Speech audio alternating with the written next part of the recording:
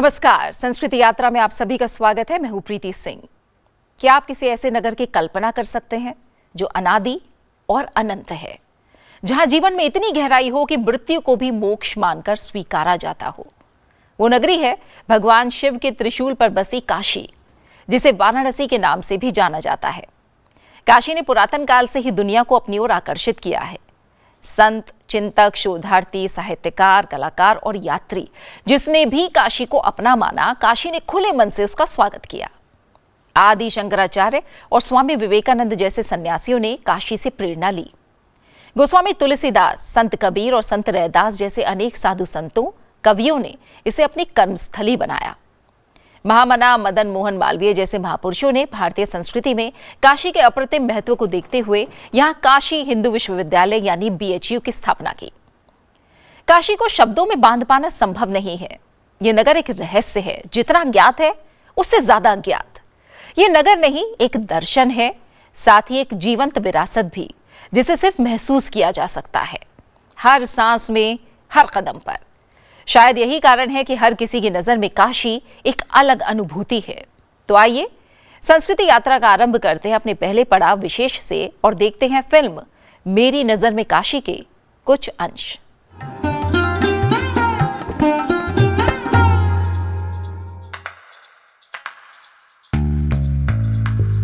ओम नमः शिवाय, ओम नमः शिवाय।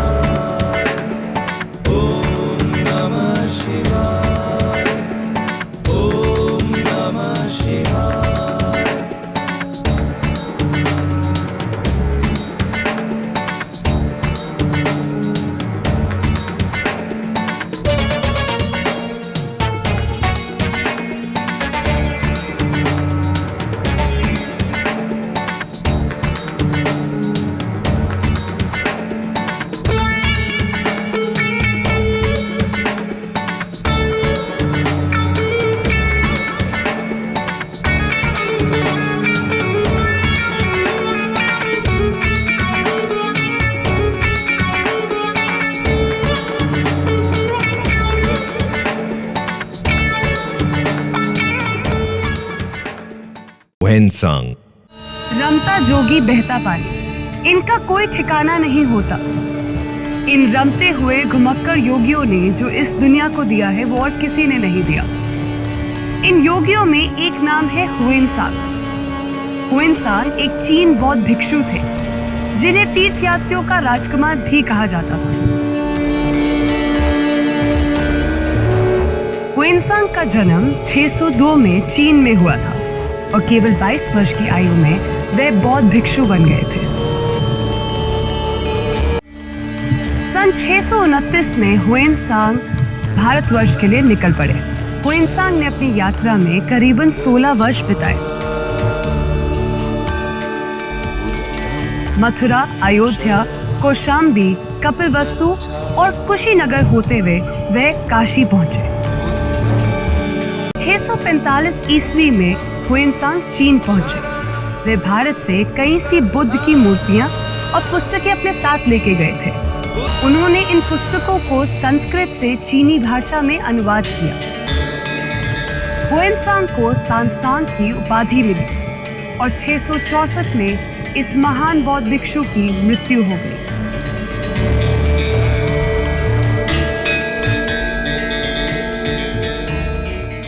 महामना मदन मोहन मालवीय।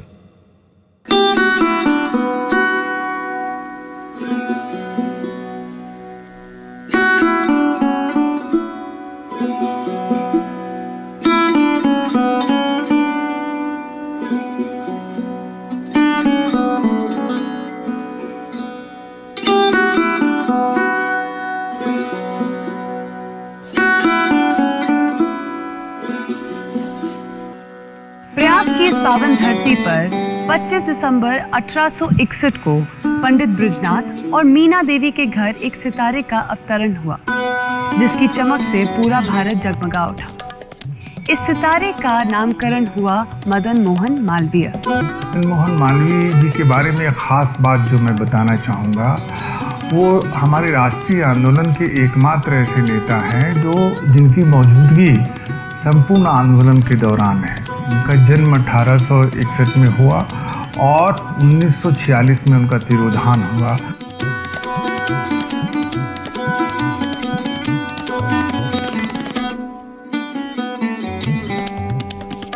अनेक राष्ट्रीय स्तर पे जो योगदान किए हैं वो बहुत ही मौलिक और बहुत महत्वपूर्ण है हमारे भारतीय विकास यात्रा के संदर्भ में, जिसमें काशी हिंदू विश्वविद्यालय की स्थापना एक प्रमुख स्तंभ है, जिसने हमारे राष्ट्र निर्माण में और समन्वित शिक्षा के इतिहास में अतुलनीय योगदान किया है।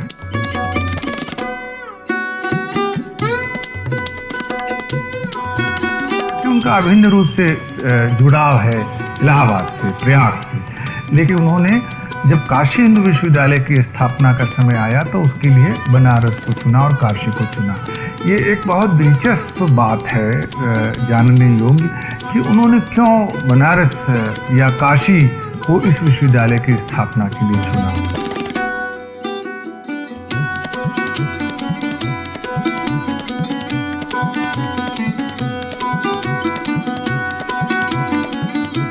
आप जानते हैं बनारस एक परंपरागत शहर है, जिसके बारे में कहा गया कि इसका इतिहास सभ्यताओं से भी पुराना है। तो ऐसे बनारस में जो परंपरागत नगरी संस्कृति और विद्या की थी, उसमें विश्वविद्यालय बनाने का परम उद्देश्य ये था कि यहाँ से जो संदेश है वो सब जगह फैलेगा।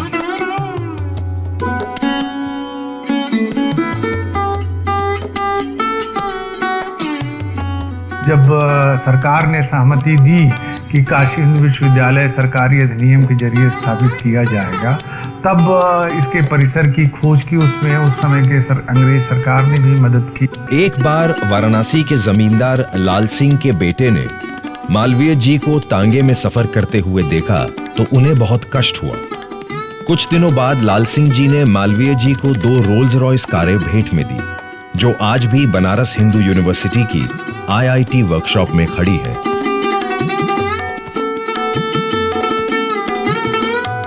यह कैंपस पहले सारनाथ में खोले जाने की बात थी, लेकिन बाद में पंचकोसरी यात्रा का जो स्थल है उसमें इस विश्वविद्यालय को स्थापित करने का निश्चय किया गया।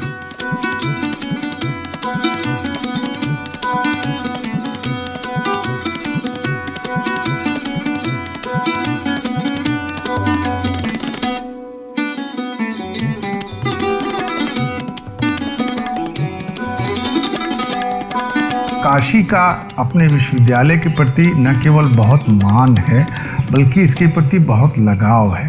काशी हिंदू विश्वविद्यालय और बनारस दोनों सांस्कृतिक और शैक्षणिक रूप से एक दूसरे में गुथे हुए हैं। जो बनारस की विकास यात्रा है वो काशी हिंदू विश्वविद्यालय के बिना अधूरी है, और काशी की संस्कृति के प्रभाव से हमारा काशी हिंदू विश्वविद्यालय की जो सांस्कृतिक अस्मिता है वो अक्षुण्ण है।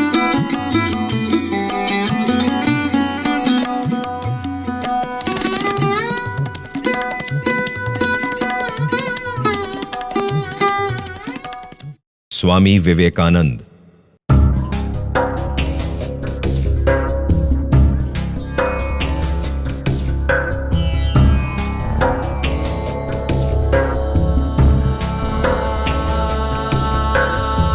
Sisters and brothers of America,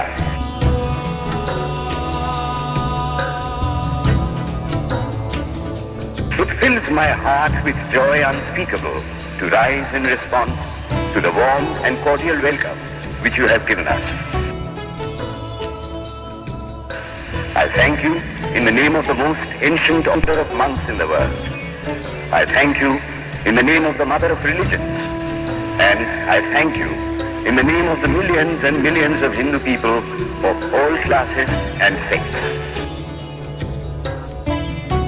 एक गुलाम देश का सन्यासी जब अमेरिका जैसे संपन्न देश की धरती पर पांव रखता है और ऐसा शंखनाद करता है जिसकी गूंज विश्व भर में सुनाई देती है। 1893 में अमेरिका के शिकागो सम्मेलन में भाग लेने से पहले 1890 में विवेकानंद जी काशी पहुंचे। वाराणसी हजारों वर्षों से योग, भोग और मोक्ष की नगरी रही है। यहां 100 से अधिक घाट हैं। इन्हीं घाटों पर बैठकर स्वामी विवेकानंद जी ने शिकागो सम्मेलन के लिए अपने भाषण लिखे थे। स्वामी विवेकानंद का जन्म 12 जनवरी 1863 को कलकत्ता में हुआ। उनके बचपन का नाम नरेंद्र दत्त था। अपने गुरु श्री रामकृष्ण परमहंस के आदेश पर नरेंद्र दत्त केवल 21 वर्ष की आयु में संन्यास लेकर स्वामी विवेकानंद बन गए।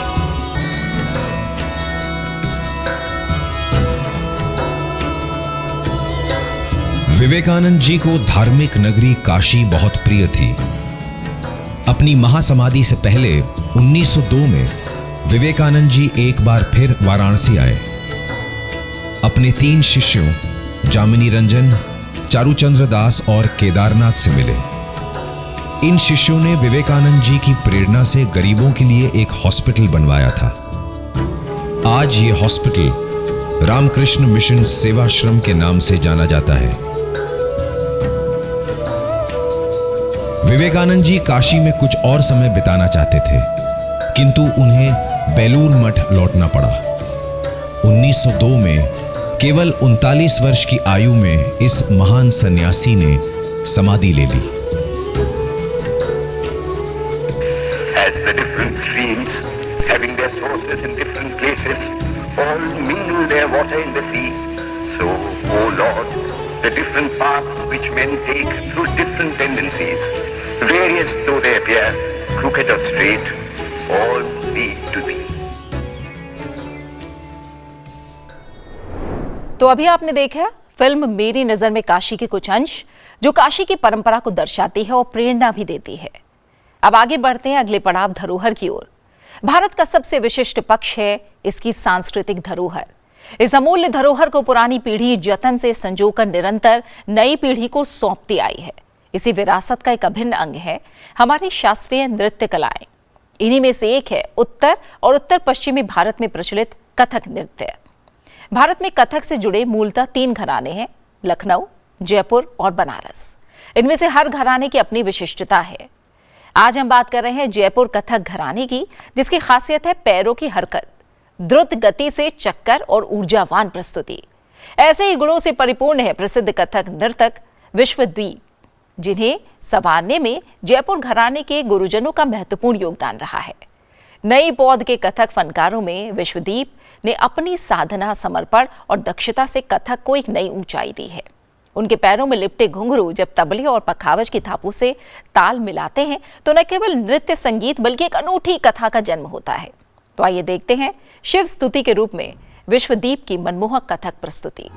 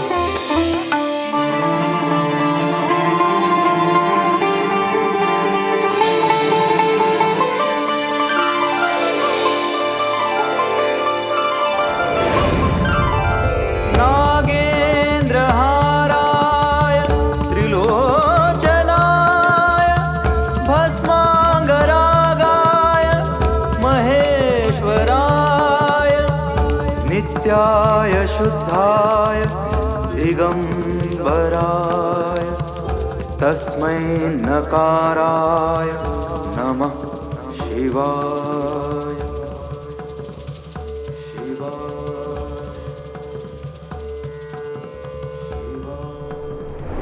विश्वदीप की मंत्रमुग्ध कर देने वाली कथक प्रस्तुति के बाद अब चलते हैं अगले पड़ाव माटी सुगंध की ओर।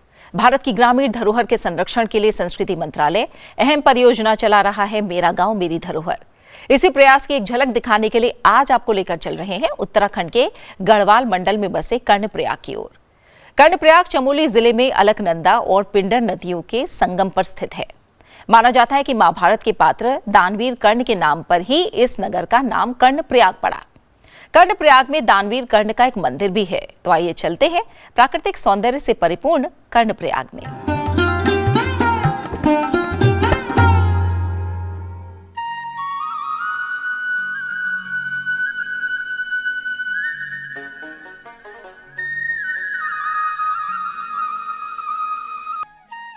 कर्णप्रयाग उत्तराखंड राज्य के चमोली जिले के गढ़वाल मंडल में बसा एक महत्वपूर्ण विकास खंड है।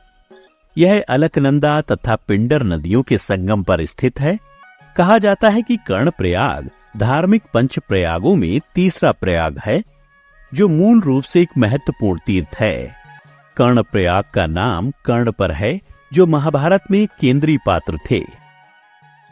ये भी माना जाता है कि कर्ण यहाँ अपने पिता सूर्यदेव की आराधना किया करते थे एवं यही देवी गंगा तथा भगवान शिव ने कर्ण को साक्षात दर्शन दिए थे। कर्णप्रयाग की संस्कृति उत्तराखंड की सबसे पौराणिक एवं अद्भुत संस्कृति का मिश्रण है। कर्णप्रयाग का संबंध उमा देवी से भी जोड़ा जाता है। उन्हें समर्पित कर्णप्रयाग के मंदिर की स्थापना 8वीं सदी में आदि शंकराचार्य द्वारा की गई थी, जबकि उमा देवी की मूर्ति इसके बहुत पहले ही स्थापित थी। कहावत है कि उमा का जन्म डिमरी ब्राह्मणों के घर संकरीसेरा के एक खेत में हुआ था, जो बद्रीनाथ के अधिकृत पुजारी थे और इन्हें ही उनका मायका माना जाता है। कर्णप्रयाग में कई प्रसिद्ध मंदिर हैं और जहां देश के कोने कोने से श्रद्धालु आते हैं। माना जाता है कि आज जहां कर्ण को समर्पित मंदिर है, वह स्थान कभी जल के अंदर था और मात्र कर्णशिला नामक एक पत्थर की नोक जल के बाहर थी। कुरुक्षेत्र युद्ध के बाद भगवान कृष्ण ने कर्ण का दाह संस्कार कर्णशिला पर अपनी हथेली का संतुलन बनाए रखकर किया था। कर्ण मंदिर संगम के बाएं किनारे स्थित है, जो कर्ण के नाम पर ही है। परंपरागत भोजन में फाणु एवं बिच्छू कुटी के पत्तों का साग शामिल होता है। महिलाएं आमतौर पर एक विशेष तरीके से बंधी हुई साड़ी पहनती हैं, साथ ही कपड़े से बना कमरबंद होता है। पुरुष आमतौर पर अपनी उम्र के आधार पर पैंट शर्ट, कुर्ता और पैजामा पहनते हैं। अलकनंदा एवं पिंडर नदियों के संगम एवं यहाँ के मंदिरों में पर्यटक दर्शन करने आते हैं। शहर में कई बाजार, होटल, लॉज एवं भोजनालय हैं, जो बद्रीनाथ जाते हुए यात्रियों तथा तीर्थ यात्रियों की आवश्यकताओं की पूर्ति करते हैं। यहाँ गढ़वाली, हिंदी, कुमाऊनी, भोटिया भाषा बोली जाती है। कर्णप्रयाग नगर पालिका में कुल 217 गांव हैं। बच्चों की उचित शिक्षा के लिए यहाँ माध्यमिक और उच्च माध्यमिक स्तर के विद्यालय मौजूद हैं। स्वास्थ्य सेवा के लिए यहाँ सरकारी चिकित्सालयों की सुविधा उपलब्ध है। यहाँ यातायात के सभी संसाधन उपलब्ध हैं। यहाँ का मुख्य रोजगार व्यापारिक गतिविधियां और पर्यटन है। यह विकास खंड निरंतर प्रगति के पथ पर अग्रसर है। यहाँ का पवित्र संगम श्रद्धालुओं को अद्वितीय अनुभव प्रदान करता है, जो आत्मिक शांति और धार्मिक भावना से भर देता है। तो ये थी आज की हमारी संस्कृति यात्रा। उम्मीद है आपको पसंद आई होगी। इस कार्यक्रम को लेकर आपके सुझाव हमारे लिए बहुत महत्वपूर्ण हैं। अपने सुझाव हमें जरूर भेजें। हमारा ईमेल आईडी है sanskriti.ignca@gmail.com। आपसे फिर होगी मुलाकात संसद टीवी पर अगले हफ्ते आज ही के दिन इसी समय संस्कृति यात्रा के अगले एपिसोड में। तब तक के लिए नमस्कार। और जाते जाते देखिए हाल ही में हुए कुछ सांस्कृतिक आयोजनों की झलकियां। आईजीएनसी के क्षेत्रीय केंद्र तिरुपति ने राष्ट्रीय संस्कृत विश्वविद्यालय तिरुपति के सहयोग से एनएसयू परिसर में 11वां अंतर्राष्ट्रीय योग दिवस मनाया। इस अवसर पर पतंजलि पूजा के साथ ही विशाखापट्टनम में प्रोटोकॉल के अनुसार योगाभ्यास किया गया। इस अभ्यास में माननीय प्रधानमंत्री श्री नरेंद्र मोदी जी और मुख्यमंत्री एन चंद्रबाबू नायडू समेत अन्य गणमान्य व्यक्तियों ने भाग लिया। इसके बाद तिरुपति शहर में बड़ी संख्या में छात्रों और आम लोगों को शामिल करते हुए जागरूकता रैली का आयोजन किया गया। तिरुपति में विभिन्न स्थानों पर योग शिविरों का भी आयोजन किया गया। अंतर्राष्ट्रीय योग दिवस के अवसर पर IGNCA के अधिकारियों और कर्मचारियों ने आयानगर स्थित आनंद ग्राम के संस्कृत केंद्र में सामूहिक योगाभ्यास किया। ये योगाभ्यास भारत सरकार के आयुष मंत्रालय द्वारा मान्यता प्राप्त योग शिक्षक सत्येंद्र सिंह के निर्देशन में हुआ। इस अवसर पर प्रसिद्ध ओडिसी नृत्यांगना डॉक्टर रीला होता ने योग और कला, स्वास्थ्य और सामंजस्य का मार्ग पर व्याख्यान दिया। योगाभ्यास सत्र में IGNCA के सदस्य सचिव डॉक्टर सच्चिदानंद जोशी और निदेशक प्रशासन डॉक्टर प्रियंका मिश्रा समेत IGNCA के वरिष्ठ अधिकारी और कर्मचारी शामिल हुए।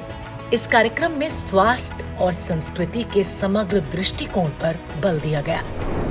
IGNCA के क्षेत्रीय केंद्र जम्मू और कश्मीर ने हर की पौड़ी पर अंतर्राष्ट्रीय योग दिवस का आयोजन किया। विश्व योग संस्थान के सहयोग से हुए इस आयोजन में 1000 से अधिक प्रतिभागियों ने हिस्सा लिया।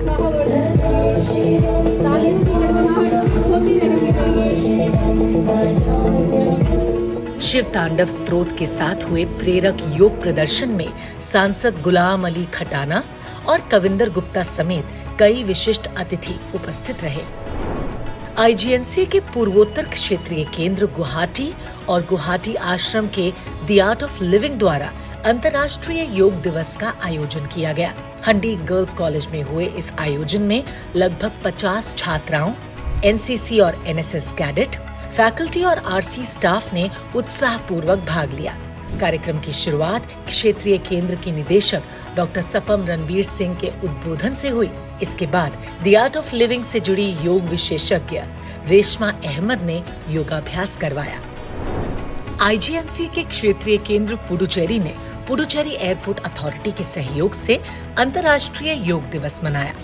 योग प्रशिक्षक नारायण जेना द्वारा संचालित योगाभ्यास में विमानन कर्मचारियों के लगभग 30 सदस्यों ने हिस्सा लिया। कार्यक्रम की शुरुआत औपचारिक दीप प्रज्वलन और भारतीय संस्कृति में योग की अवधारणा की संक्षिप्त पृष्ठभूमि के साथ हुई। दिल्ली में विशेष कार्यक्रम के अवसर पर देश के प्रख्यात पत्रकार और इंदिरा गांधी राष्ट्रीय कला केंद्र न्यास के अध्यक्ष राम बहादुर राय को केंद्रीय गृह मंत्रालय के महानिदेशक सतपाल चौहान ने पद्म भूषण पुरस्कार सौंपा, जिसमें राष्ट्रपति के हस्ताक्षर और मुहर से जारी की गई सनद और मेडल शामिल थी। गौरतलब है कि पद्म भूषण राम बहादुर राय राष्ट्रपति भवन में आयोजित पद्म पुरस्कार समारोह में शामिल नहीं हो पाए थे, इसलिए गृह मंत्रालय के महानिदेशक के साथ निदेशक पांडे प्रदीप कुमार और अन्य अधिकारियों ने IGNCA कार्यालय पहुंचकर उन्हें ये सम्मान सौंपा। ये सम्मान राम बहादुर राय के व्यक्तित्व, सोच और सांस्कृतिक योगदान के साथ साथ राष्ट्र निर्माण में उनके अमूल्य योगदान को दर्शाता है। इस अवसर पर दिल्ली के पूर्व उपराज्यपाल नजीब जंग के साथ ही कई गणमान्य अतिथि उपस्थित रहे। IGNCA के क्षेत्रीय केंद्र बेंगलुरु में प्रोफेसर श्रीनिवास वारखेड़ी द्वारा मूल रूप से संस्कृत में लिखी गई पुस्तक शास्त्र पद्विति का वाचन किया गया, जिसका कन्नड़ में अनुवाद डॉक्टर विश्वनाथ सुनकनाल ने किया है।